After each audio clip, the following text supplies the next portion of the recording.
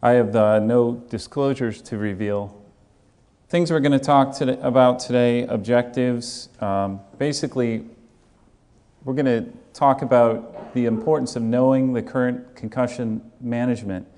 And hopefully that's why you all are here, not to learn about concussion care in the elite athlete, because not everyone's taking care of professional level athletes, but you're taking care of high schools and colleges and various levels, and that's basically what we're going to talk about today. So, and of those people out there today, by a show of hands, who is involved in either direct team coverage or seeing athletes in the clinic? Or so good bit of people. I'd say that's probably about 70% of those people out there who have seen an athlete with a concussion. So pretty much, I'd say most, maybe 80% of that. So these are common, and this is why we want to talk about it. We're going to specifically talk about the NFL concussion management, review the pathophysiology a bit, which I think you all are familiar with. And by the way, everything's in the handout, so don't be stressing about trying to get all the detail on the slide. The purpose of this is going to be that we can all learn a bit, but not to stress about what's on the slide. If there's detail, you can look at it later. When we talk about concussion management, there's components to this, and it starts with preseason. So your preseason, the actual injury itself, the sideline testing that occurs after the injury, and then your evaluations after, and that's the both doctor neuropsychiatric evaluation and then the return to play protocol. This concussion prevention obviously is important to talk about, and then the future directions of concussion research. And then furthermore, the resources for you, those of you covering athletes and working with athletes. So why is this important? Why are we talking about this? Well, high school participation, as you heard a little bit in the previous slide, more than 7.6 million students played sports during the 2010-2011 school year. So we have a lot of athletes in the country. For the NCAA, how about that? And this is just the NCAA, this is not the NAIA, but this data, just the NCAA alone, at least 444,000 student athletes playing on 18,000 teams. And if you look here, what you see going back to 2002, 2003, is that for every year, for both men and women, those numbers increase. So when we talk about the different levels of sports, and going all the way back to Amherst Elementary, that's where I went to elementary school. I Googled that, and Google's awesome. Although they're probably expanding my profile even more. They know where I went to elementary school now. But anyways, Amherst Elementary, these elementary kids, they're watching sports, their parents are watching sports, they're watching the high school there, Jackson High School, the purple and gold polar bears in Ohio. Interesting. Then I went to The Ohio State University, as Eric mentioned, and then, these high school, these elementary kids, these college kids watching the pros, and we all watch all these levels as well. Why else? Why are we under the magnifying glass? Well, everybody has a computer. Everybody's looking on the internet, reading ESPN news, and also, everybody has a camera. They're taking pictures at games. They're videotaping games. They're watching what you guys do. And athletic trainers go out there and you're working with athletes. Not only are you taking good care of people, but are you handling yourselves in a kind of competent looking manner, or is it like a kind of a yard sale out there? So it's important to run drills, practice, know this stuff beforehand. Then we have the media. And we mentioned that, but Time magazine had this cover a couple years ago, and obviously this is a big topic for us. So how about Wisconsin? What's going on here? Well, Wisconsin became the 36th state to have a youth concussion law on Monday. Let's see the date. It actually went in. It was in April. I think April 3rd or something along that lines. But anyways, this is kind of hot off the press for you guys as far as an official law. And I expanded the part that's the important part. The three components, they're based off of the National Football League's legislation. Basically, parents of students under 19 must sign a concussion information form each season. Basically, it's that they understand that sports can cause a concussion, what are concussions, what are signs and symptoms, these kind of things, before they can participate.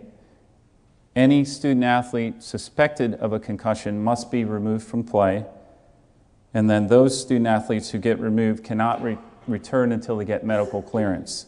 So I guess the importance of this is it's a law. So for those of you out there covering and at games and the athletic trainer for a school, it's a law. So you can't basically have a worry that a coach or someone else is going to override you. I mean, this is, I guess that would be maybe the intent of this.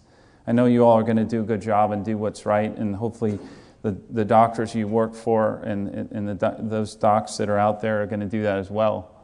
And in Florida, actually, we followed Wisconsin.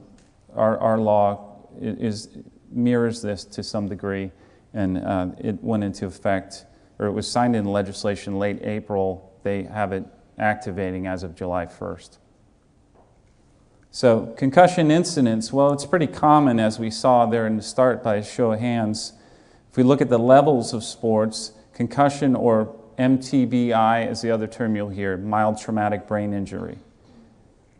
But during the last decade, emergency department visits for mild traumatic brain injury among children and adolescents increased by 60%. Now that's not all sport concussion, that's falls and falling off bikes and whatever. But if we look at sports, and specifically the sports where we see this, well, the highest numbers are in football, followed by girls soccer. So, and actually, that's an interesting topic in soccer. It's a whole probably lecture in of itself. The incidence of concussion in soccer with heading the ball and looking into headgear and all these different things. There's a lot going on in this field. NFL 2010 season, 9.38% out of a total 53-man roster. However, if we looked at the incidence through week 8 of the 2010 season, it was up 21% compared to 2009. Now, is that because there was really that many more concussions, or there was maybe an increased awareness amongst the players to report, or coaches, or whatever? So in theory, you'd say, well, this is good, this awareness is good, people are reporting it. Certainly, I can tell you it's not because we're not diagnosing it. I don't believe any of my colleagues and the other NFL docs are not there. It doesn't happen that they say, well, you don't have a concussion. It's more like the guy tries to, and as you know, any level athletes, those of you who cover sports, the athletes don't want you to know that. And they don't understand a lot of times the consequence of it, or they'll hide from you or lie to you or whatever because they want to keep playing. So it's your job to step up and say, no, this is what's best for you. So definition, well, we know concussion is a mild traumatic brain injury caused by direct or indirect force to the head that disrupts function to the brain, and then you have this rapid onset of short-lived impairment of neurologic function. So true or false, with concussion, CT or MRI are used to determine the severity. False, that's what I'm hearing. That's right. This is a functional rather than a structural injury. So your imaging is going to be normal, CT, MRI, most of the time, unless you actually have a bleed. But for concussion, the imaging is often normal. Loss of consciousness may or may not occur. The old school thinking was, well, you don't have a concussion unless you get knocked out. Otherwise, it's a ding, whatever that meant. Well, we obviously know that is definitely not the case. There's a graded set of syndromes that it can occur. Resolution typically follows a sequential course, and there's both cognitive and vestibular symptoms we have. Vestibular meaning balance related. You see both of these are affected in these athletes, and you know that if you've seen these athletes. So the pathophysiology, we have linear coup injury, or technically contra coup, would be involved. Rotational injury and deceleration. Your brain is this big kind of jello thing sitting in this fluid inside your skull, and it can move in there, especially with this force. And it's not just a bang, it's sometimes the recoil that can be the problem, or the rotation involved. And that's why sometimes a seemingly innocuous hit, you think, well, how could that cause a concussion? Well, the exact mechanism of it, or the exact area, or the rotation, and there's a lot of factors. So what do you get? Well, I'm not going to spend a lot of time on these slides. For one, they're kind of boring, but they're important, you know. But the purpose of what we're talking about mainly today is management. But we know we have all these things happen. We have cell rupture, release of potassium, elevated glucose, secondary to elevated metabolic demand, release of calcium, and most importantly here, this is this decreased cerebral blood flow.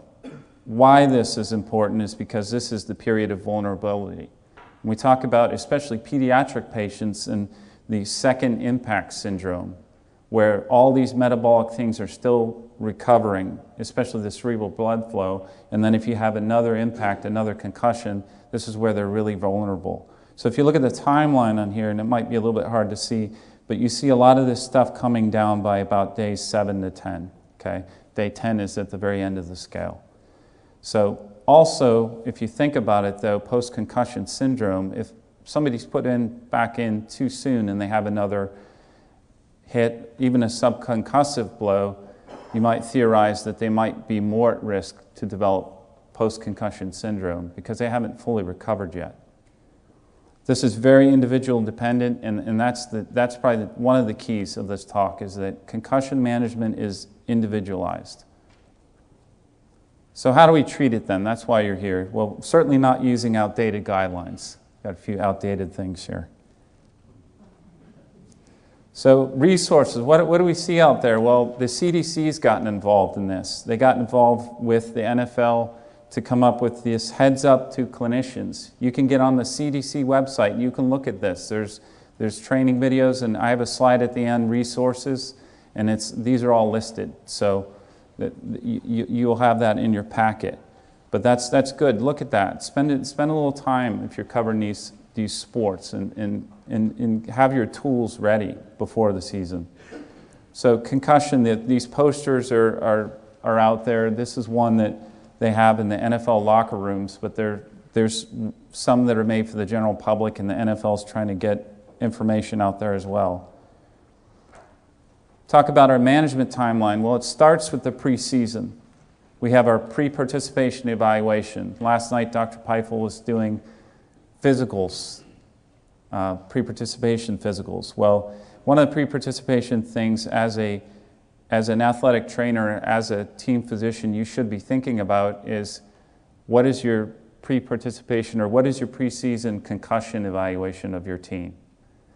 You know, if you're covering men's tennis or something like that, might not be as important, okay? But if you're covering women's soccer, if you're covering football, if you're covering field hockey, well, you probably want to think about this.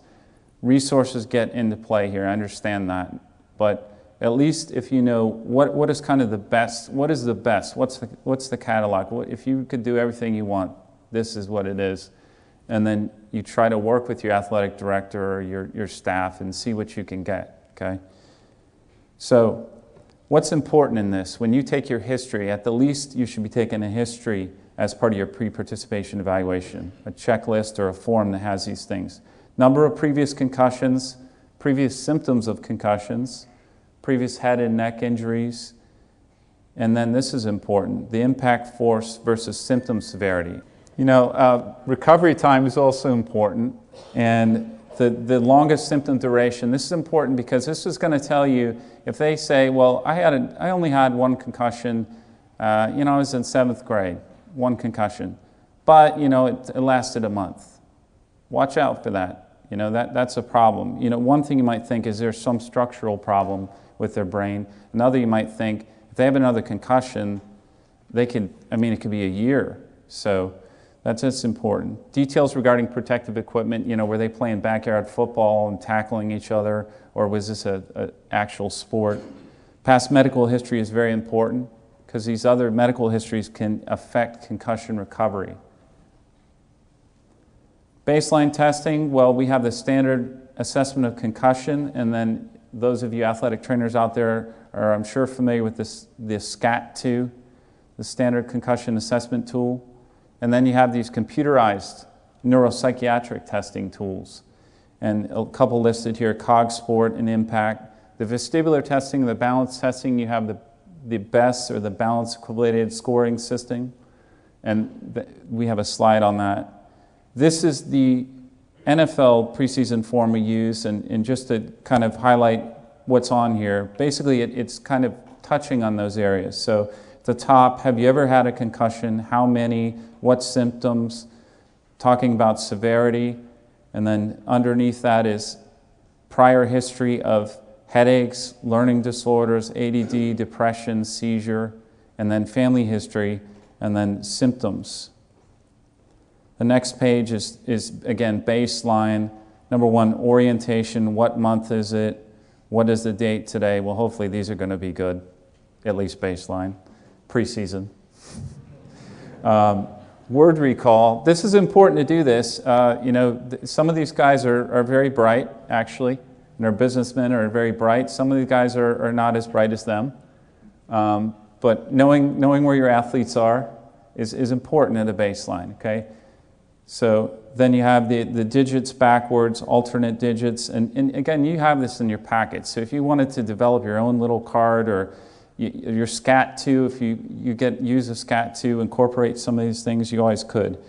And then this talks about the modified BESS, which is basically what we do. Now what is that? So this is the balance error scoring system. You have basically an athlete, and we do a modified BESS, so it's on one surface. But you have the athlete standing with their hands on their hips on a firm surface, and the way that it's suggested to do is in their footwear they compete in. So if they compete in cleats, it makes most sense pre-season, right, to do it in cleats, because after they have a concussion, you're going to take them in the locker room, look at them, and now they have cleats on, and you did it in their bare feet or tennis shoes, and they're more unstable. Well, do it in the shoes they're going to actually compete in. Single leg stance and then tandem leg stance, and when you do the tandem stance, you have basically the dominant foot is in the front. So they're not, if they would kick with their right leg, that leg would be forward. Because your dominant leg, if you stand on that, it's a little easier for everyone to stand on that in the back. But if your non-dominant leg is in the back, it's a little harder to stand. And then you score it based on errors, and you see the errors: moving the hands off the hips, opening the eyes, stumbling, etc. And then they get their score. So you get a preseason score, and then this will again be repeated after. So we've done all that. We've done our preseason, we've gotten our history, we've done our exam, we've done our questions. We have an idea about these athletes. You're around them all the time. Then the injury occurs. Well, this is not the way to head a soccer ball, I'm pretty sure. So the injury occurs, now we have to do our evaluation, our sideline testing. We know about concussion. What symptoms do you have? Headache, unsteadiness, confused? Are they irritable? Are they acting strange? If you suspect it, you take them out. Number one, that's number one. Number one thing is take them out, and if it's a helmet or something like that, you hand the helmet to the athletic trainer, or if you have a good athletic trainer, and I've had the fortune of working with excellent athletic trainers at high school, college, and pros, and they know all this. They're on the ball. The helmet's gone. So the athlete can't try to sneak off or do something and just hide it. You give it to somebody else, say they're out, at least until you say so, or you get a chance to do their evaluation. No return to play if they have a concussion, and that's at any level of sport, okay? That's the pros, that's college, that's high school. If they have a concussion, they do not return to play that same game. Concussion signs, well, we know these, but days, they're confused, coordination or balance can be off, they're answering questions slowly, in the behavior, they're aggressive, they're irritable, or they're laughing at everything. There used to be that commercial, the guy said, "I'm Batman." I don't know if you guys remember that, but I actually had in a college game one time, a guy almost was behaving like that. It was something else. This retrograde versus anterograde amnesia, well, what are those? We hear those terms. Well, if they forget plays prior to the hit, that's retrograde. If they forget things after the hit, anterograde. And then, of course, impact convulsion. And these are the ones that are scary that we see. They have a concussion, and then they have this posturing and seizure-like activity. So what is the most common symptom or sign of a concussion? Which one of these occurs most commonly? I'm hearing the right answer out there. C, headache. That's number one. Okay, and then you have these other symptoms, slowed down, or they'll tell you fuzzy, I can't think straight. Why are these different things involved? Well, if you look at symptom correlation, the parts of the brain, and this is not like an exact map. When you have your athlete and you see them right in front of you get hit on the side of their head, you don't pull this out and go, well, let's see, you're going to have a problem with your sleep. It doesn't work like that. But just kind of a general, thinking about with the brain, what areas can be involved and why, okay? And just review of that on this chart here. This is important, okay? This should be kind of right up there in the top. Besides, like, do they have a concussion or not, and making sure that everyone knows they're not going back in until you decide, and no way, and if you get involved in somebody else, they're still not going back in because you're not done with your eval. This is important. Red flags. Do they have a spinal or skull injury? Well, that should be the first thing when you get out there, and you athletic trainers and doctors covering the games know this. Before you even get them up, if they're laying there, do they have any spine tenderness? Do we need a C-spine board? What's going on? ABC's compromised. Is their headache getting worse? Are they telling you the headache is getting worse on the sideline? This is a problem. Mental status, is that getting worse? Vomiting repeatedly. Any seizure-like activity and prolonged loss of consciousness. These are the ones that generally we're going to send and get scanned right away. You want to make sure they don't have a bleed, okay? Or in the case of a spine injury, an unstable C-spine. So, concussion evaluation. You have your signs, symptoms, neurologic assessment, including speech, motor, eye, balance and coordination, and then your mental status testing. This is the post-concussion evaluation. So that first one started off with all their history, and you have that. And hopefully, and I think an important point to make is, if you've done these, and you've done some form, and you're the athletic trainer for a school or a sport, have a little box in your car even, and bring these and keep them in there.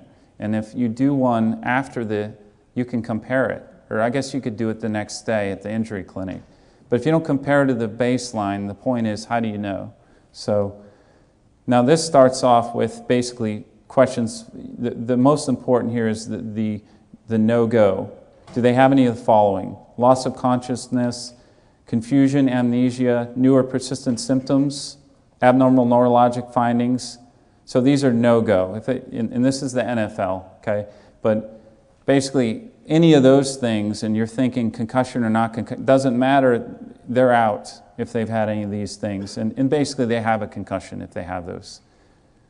Underneath that are the things we talked about, the red flags, the deteriorating mental status, neck pain, cervical spine tenderness, pupil unequal, eye movements are abnormal, or double vision. And then underneath that, you start getting into the orientation. What month is it? What day is it? Again, all these questions we're familiar with. Then the Maddox questions, where are we? What quarter is it? The word recall, just like before.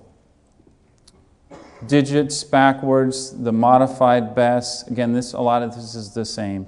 And then the bottom of the form is, how do you feel? And you have on there headache, nausea, neck pain, drowsiness, and it's graded 0 to 6. 6 being basically very severe, 0 being not present.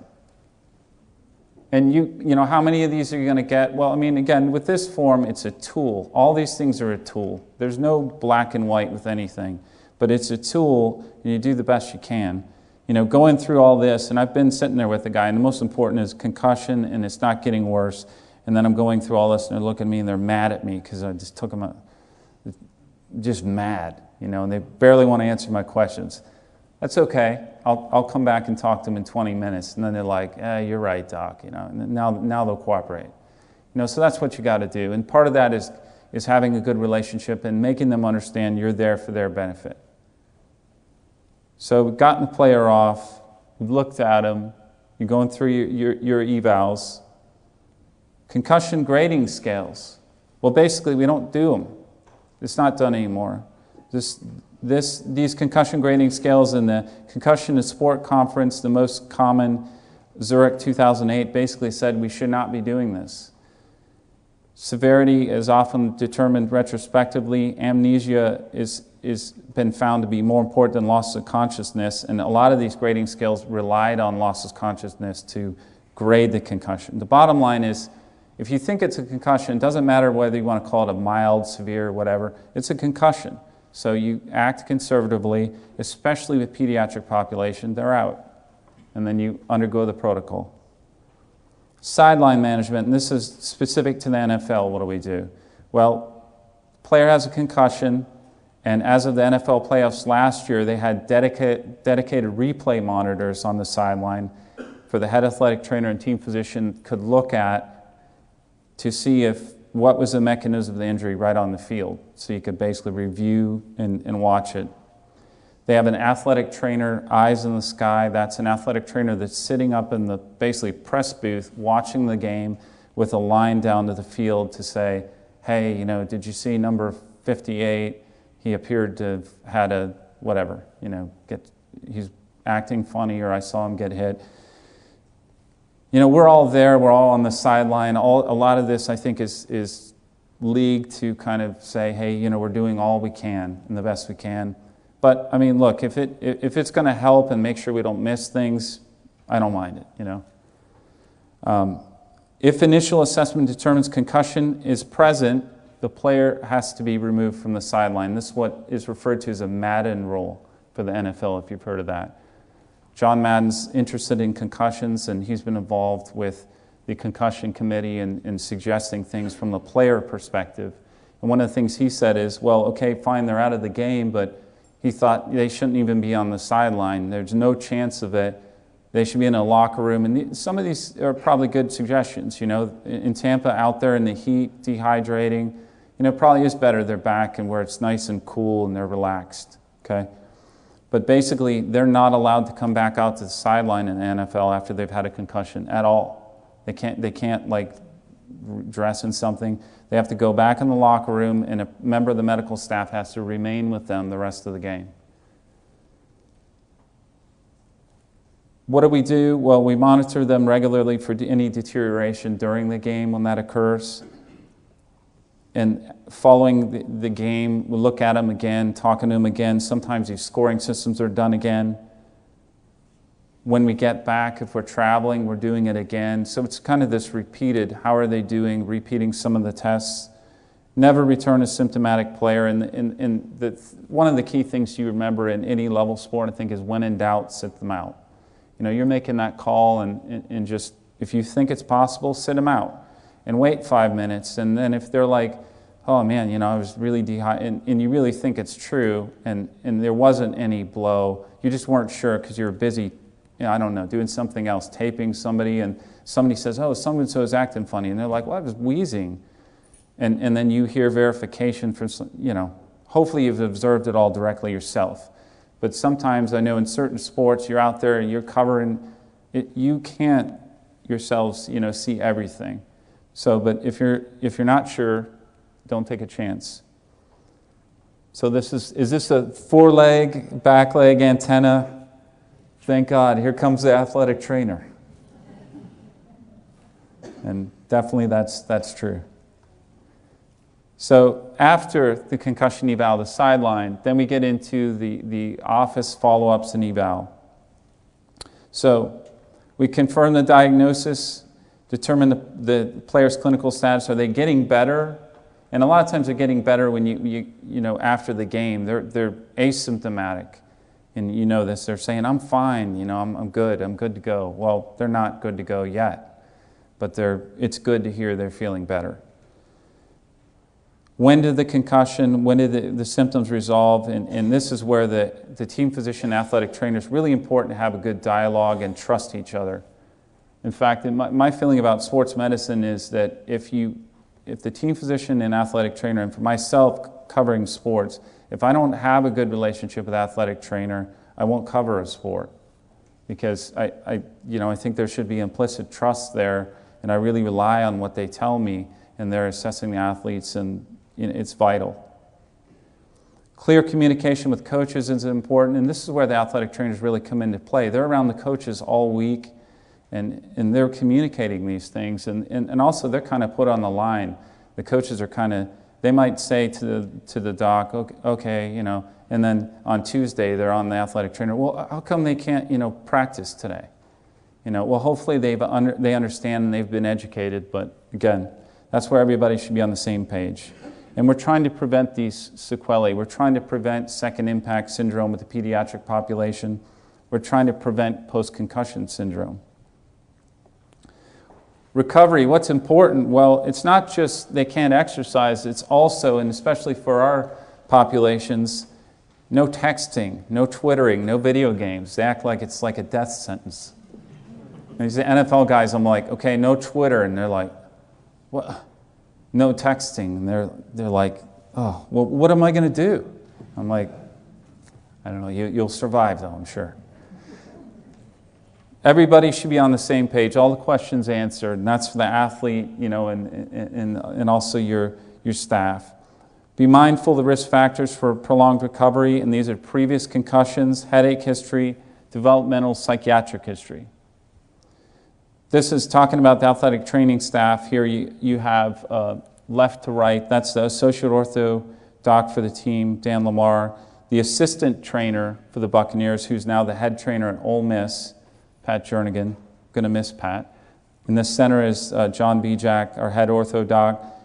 Beside him with the black hat is Todd Torricelli, and he's our head athletic trainer, and his, I think now, 15th season in the NFL for Todd.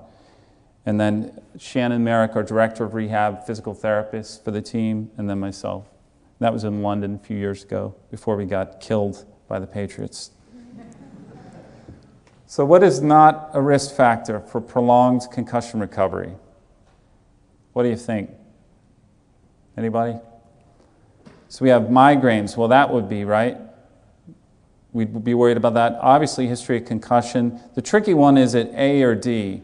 Well, actually, any kind of developmental psychiatric history is a risk factor. Why is that? Well, we don't really know. But this is why you're asking these things, and these are things to be mindful of regarding recovery. So you're thinking, again, each concussion is individual. So review of the game tape. Well, the athletic trainer does this. When I come over on Monday, he's looked at it already.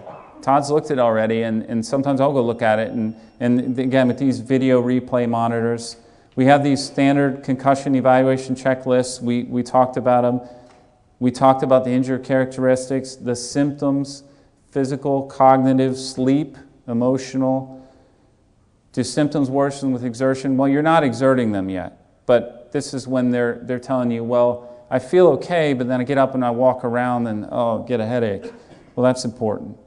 So as team physician and as athletic trainer, you know these players the best, so you're in the best position to judge what's going on. Omega-3 fatty acids or fish oil. Well, there's been some studies to suggest that 1,000 milligram or 1 gram a day may be, in fact, preventative or protection, offer some protection against concussion and may help concussion recovery. So something to think about. Concussion care plan, and what this is, and it's a busy slide here, but basically the idea of this is you're giving a structured plan to the athlete about what is going on. You've had a concussion, these are your restrictions, and here's a plan moving forward. And it's a gradual return to play, and it's just kind of all that written out. Why do we do that? Well, it's for education, to allow the physician evaluation follow-up. One topic we get is, we've had a concussion, they have a headache, is it okay to give them some Tylenol? Can they have some ibuprofen? Well, myself personally, Tylenol I think okay. If I'm just acutely evaluating them, I might hold off on anything that has any platelet inhibition, in case they worsen. I mean, that's probably, I don't know that there's great data to that, but, it's also important, I guess, that they're not taking Tylenol or something around the clock, and then they can't really accurately report their symptoms. So, prescribed rest, okay, physical and cognitive for your kids that are in school, for high school or college, they may need a prescription from you that says, allow them extra time to take tests. Or I've written notes for high school kids say, you know, they shouldn't take their tests tomorrow. Because really it's not fair to them, you know, because their brain's no way is it back to normal. So, you know, these are important. And also, if you make them study, you might delay their recovery. So why would we do that? They're off the sideline, you know, and again, some of these things might not be practical for you if you're out there yourself covering a sport. How do you remove them from the sideline, be in two places? Well, maybe you can't, but maybe you have them on the bench. You say, okay, sit down, no walking around, you know, chill out. Once the players, for the NFL, once the player's back to baseline, what do we do next? Well, the athletic trainer and I talk about it, and then we proceed with the neuropsychiatric eval. We don't have these kind of helmets. They probably wouldn't help anyways. But advantages of computerized neuropsych tests, and we talked about this briefly, but they're portable, they're efficient, we can do these tests quickly. They're a tool, okay? They're not the end-all, be-all, but these impact tests, they're another tool we can look at. We like it because it's objective. Limitations, well, limitations are if you don't have a baseline test, for example, like if your high school or something doesn't pay to have everybody have an impact test at baseline, and then a kid has a concussion, they go somewhere and get an impact test, well, what was their baseline to compare to? I mean, I guess you have an impact test moving forward for them, but it's not exactly a baseline. So, and there's some theory that they can have a learning effect with these. They can kind of game the program. But again, it's a tool. No tool is perfect. And again, the type of systems we have. Concussion symptom scale, what does the impact test do? What's neurocognitive domain measures? You have these verbal visual memory. It's computer scored. We have ours read by a neuropsychiatrist. I don't read it, so it's another person that is objectively involved. This is an example of some of the slides they get. Speed or reaction time, processing, all these things, memory. You see, was this one of the designs displayed? And then I hate these when you take these tests like this, red, green, or blue. I probably get that wrong too. And they put like the name with the wrong color. Hate that. So you get this report, okay? You get the baseline test that you've done pre-season, and then post-concussion, and then for this example here, I mean, this wasn't on one of our players, but I assume that in this example slide I have, that they were repeating the impact because if you look down to the score and the composite verbal, composite visual, they're pretty low and then they come up. So you're seeing the score improve with recovery. Now this person took a while. Baseline was 921. The post-concussion, first post-concussion was 10.8 and then it was 10.27 when they were actually approaching their baseline. So NFL concussion management, well, what do we do with that? Well, once cleared by myself, cleared by the neuropsychiatrist, the player also has to see an independent neurologist. So this is another person they go see. They're not employed by the teams. I do call him and say, you know, I saw so-and-so in the game. You know, he wasn't there, right there, seeing the player with me, so I do have to relay that to him. All the notes, the preseason impact, all these things go to him. Now, when does this happen? Well, it's all going to depend on symptom resolution. If the player's not resolved, there's no sense in sending them to the independent neurologist yet. Or maybe no sense in doing an impact test. Guess what? The impact test's not going to be back to baseline. They still have symptoms. What if there's no improvement or you're unsure? Well, this might be a reason in that case to go ahead and proceed with impact testing if you're thinking, well, what's going on with them?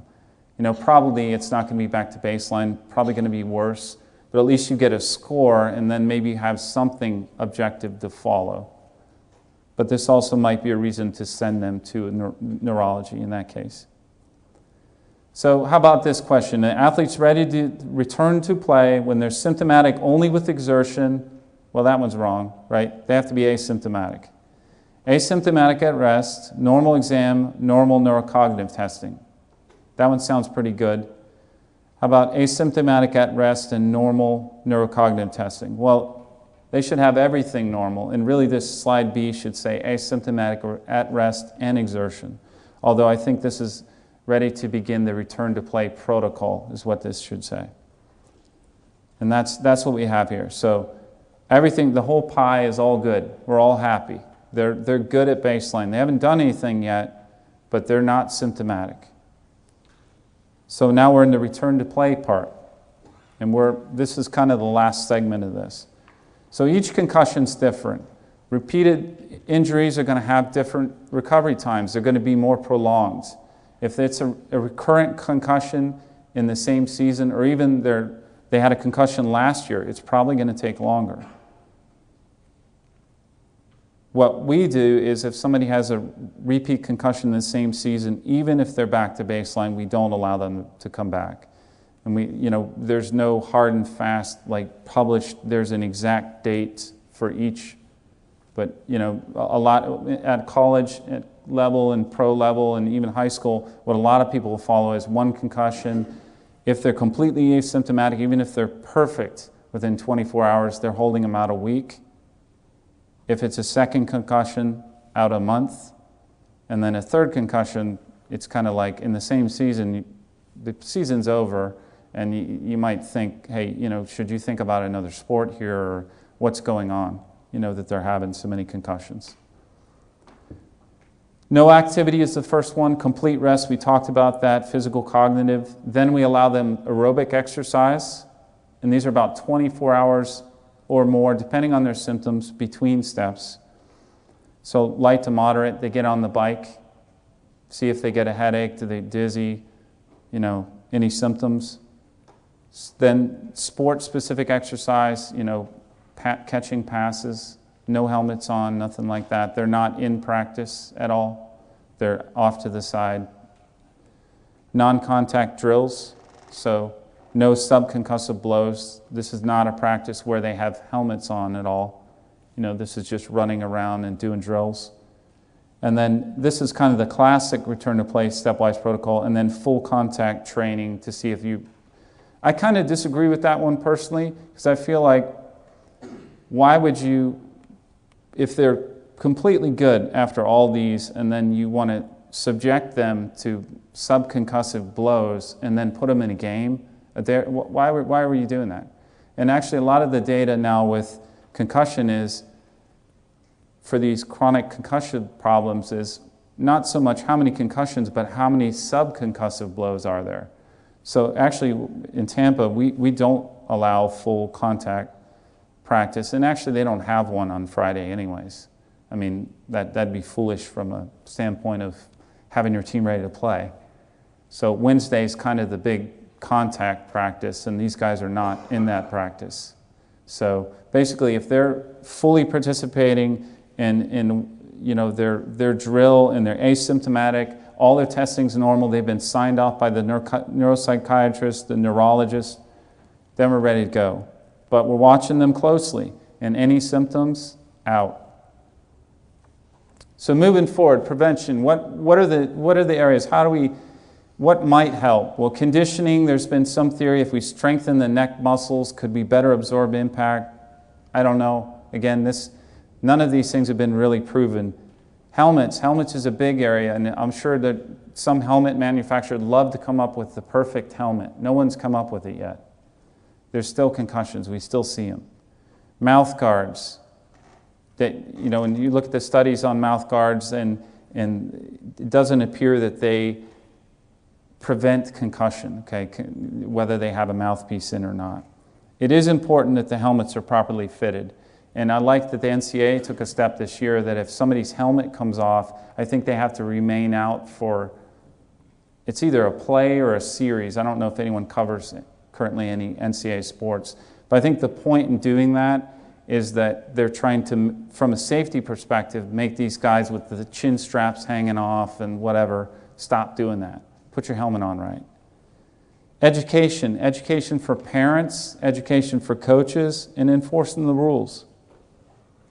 What do we have coming forward? Well, there's genetic testing. The military's looking at this a lot with the blast impacts, the ApoE4 testing, risk factors for adverse outcome from concussion, all this whole post-concussive syndrome, which would be a lecture on itself, but that's looking a lot at the ApoE4, tau, all these kind of things.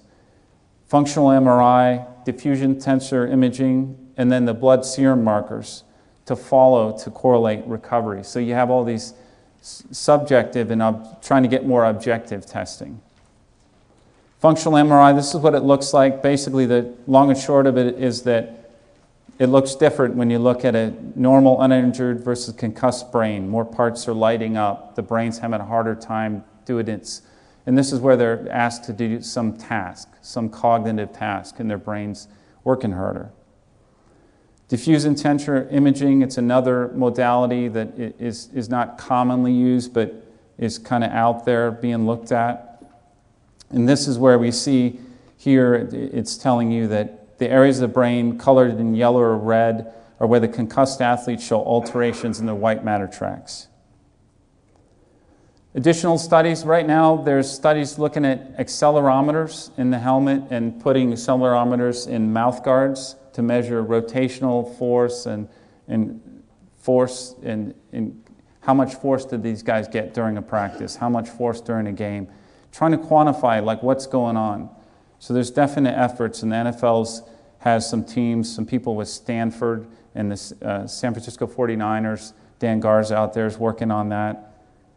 Obviously, there's a lot of research on post-concussive syndrome. You all hear about this, and these come up in the media. So, getting to the end here, summary. Now that you guys are looking snowed over out there. Most concussions resolve in 7 to 10 days. Be conservative, especially with younger athletes.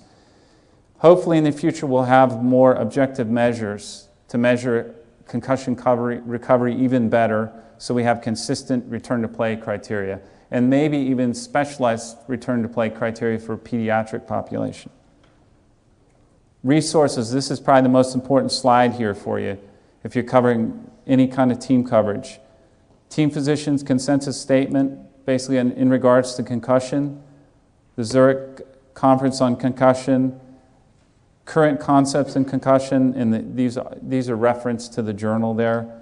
Then you have the NCAA website, the CDC Heads Up Toolkit, then NFL Health and Safety website, which I think that one has those NFL forms on it. If not, the NFL Physicians Society website may, and that's nflps.org, I believe, but if you Google NFL Physicians Society. And then American Medical Science Sports Medicine, if you need somebody in your area that you say, well, I have a kid with a concussion, what do I do? Who do I send them to?